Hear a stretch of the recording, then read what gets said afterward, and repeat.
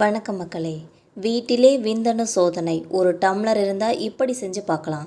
Doctor யோக வித்யா சொன்னதை பற்றி இந்த வீடியோவில் பார்க்கலாம் வாங்க. விந்தணுக்கள் என்பது கருவுறுதலுக்கு முக்கியமான ஒன்றுனே சொல்லலாம். ஒரு ஆணோட இதயம் ஒரு முறை துடிப்பதற்கு எடுத்துக்கொள்ளும் நேரத்தில் அவங்களோட உடலில் சுமார் 1000 விந்தணுக்கள் உற்பத்தி செய்யப்படுவதாக கூறப்படுகிறது. அதே போல் உடலுறவின் போது 50 மில்லியனுக்கும் அதிகமான விந்துக்கள் வீரியத்துடன் நீந்தி சென்று கருமுட்டையை கருத்தரிக்க செய்ய முயற்சிக்கின்றன. விந்துகளிடையேயான பந்தயத்தில் வென்று கருமுட்டையை அடையும் பயணத்தில் கோடிக்கணக்கான விந்துக்களில் வெகு சிலவை இலக்கை வெற்றிகரமாக சென்றடைகின்றன. எப்படி கருவுறுதலுக்கு பெண்களோட கர்ப்பப்பை முட்டை கவனிக்கப்படுகிறதோ அதே போல ஆண்களின் விந்தணுக்களும் கவனிக்கப்படுதுன்னே சொல்லலாம்.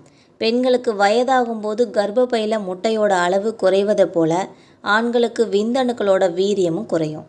விந்தணுக்களோட எண்ணிக்கை குறையிறதால கருவுறுதல் தடைப்படுதுன்னே சொல்கிறாங்க. சில மருத்துவர்களை அணுகி இந்த பிரச்சனைகளை கண்டறிந்து அதற்கான தீர்வுகளை பெறுவாங்க. சில பேருக்கு என்ன செய்யணும்னு தெரியாமல் இருப்பாங்க.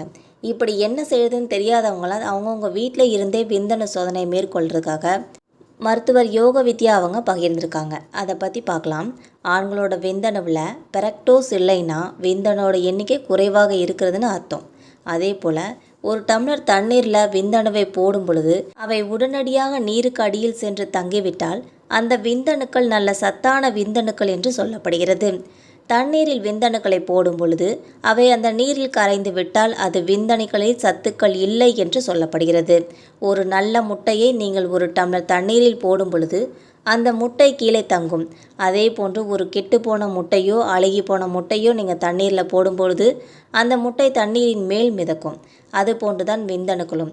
அடியில் போனால் நல்ல தரமான விந்தணுக்கள் என்றும் நீரில் கரைந்தால் சத்தற்ற விந்தணுக்கள் என்றும் சொல்லப்படுகிறது. இந்த முறையை பயன்படுத்தி என்னென்னு நீங்கள் தெரிஞ்சுக்கிட்டாலும் உங்களோட குடும்ப மருத்துவர் அல்லது உடல்நல பயிற்சியாளரை அணுகும்படி நாங்கள் கேட்டுக்கொள்கிறோம் என்பது குறிப்பிடத்தக்கது. இந்த வீடியோ உங்களுக்கு பிடிச்சிருந்தால் மறக்காமல் சப்ஸ்கிரைப் பண்ணி பெல் ஐக்கானை கிளிக் பண்ணி வச்சுக்கோங்க.